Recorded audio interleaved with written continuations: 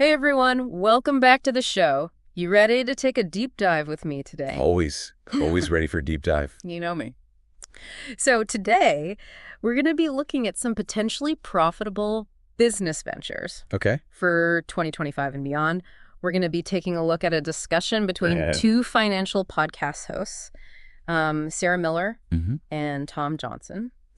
And they recently shared some predictions Okay. about future trends. So we're going to be looking at their predictions and sort of gleaning some insight from what they had to I say like it. about the future. So consider this like a sneak peek into what might be a gold mine Yeah. in just a couple of years, whether you're looking to start your own business Yeah. or just want to stay ahead of the curve. It's like a little crystal ball action we got going on here. Exactly. So let's jump right in. Let's do it. Um, what do you think is the biggest sector Okay. that's driving a lot of this change? Well, I mean, obviously, technology is kind of like the 800-pound gorilla in the room. Mm, It's been driving so much change. And Sarah and Tom seem to agree. They think that AI and automation are more than just like buzzwords. Yeah. They're like the keys to unlocking this next level of profitability. Absolutely. And they went beyond just saying AI is a game changer. They actually gave Positive. specific examples like how AI can create hyper-personalized marketing campaigns. Oh, yeah. The Mhm. kind that like really grab your attention. You Exactly. can't escape them. Yeah. Or how it can improve customer service, which, let's be honest, we all crave these days. Oh, yeah, for sure. Yeah, Good customer service is like a breath of fresh air. it really is. Yeah. It's hard to find. Yeah. So, it's interesting because they were talking about how AI can also streamline operations. Right, like behind the scenes stuff, Yeah. not just the flashy customer facing things, Exactly. but like making the business itself run more smoothly. Yeah. So imagine inventory management, Uh, scheduling, data analysis, all handled by AI. yeah, that would free up so much time for people to actually like think and strategize. Exactly. So it frees up human employees to focus on more strategic tasks. Makes sense. Makes sense. And that brings us to the evolving workplace. Sarah and Tom predict that. Well, this is a big one. This is a big one. Yeah. Remote work and hybrid models are here to stay. Companies are realizing they can tap into a global talent pool. For sure. If they're willing to be flexible. Right.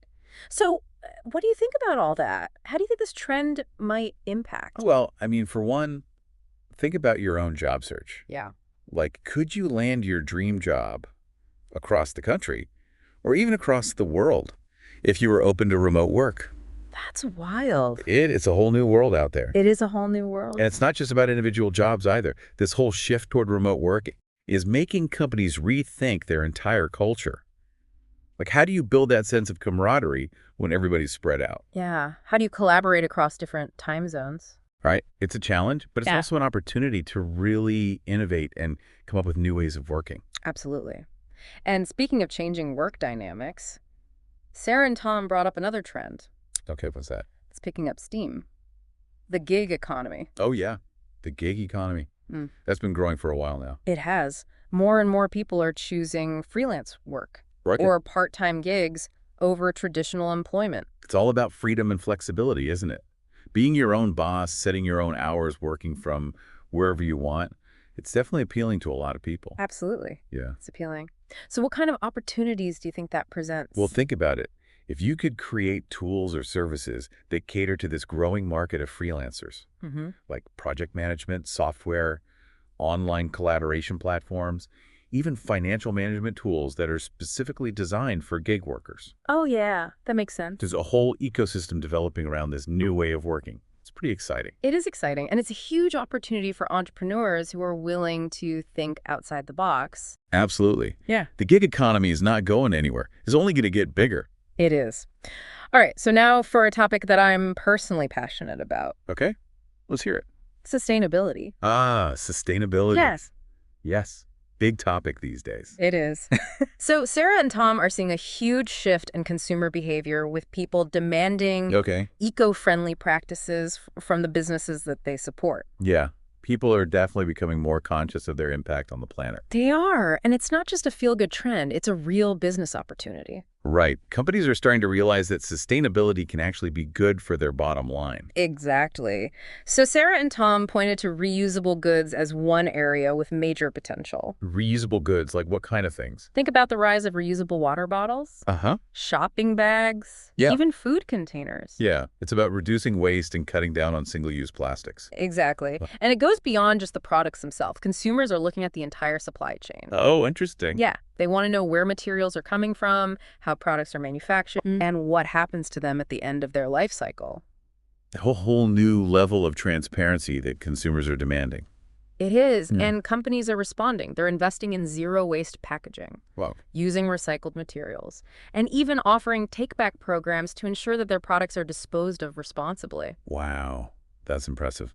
So sustainability is not just about being eco-friendly anymore. It's about a whole new way of doing business. It really is. And it's inspiring to see how businesses are stepping up to meet this demand for sustainability. Yeah. It's a win-win for everyone, for the planet, for businesses, and for consumers. Absolutely.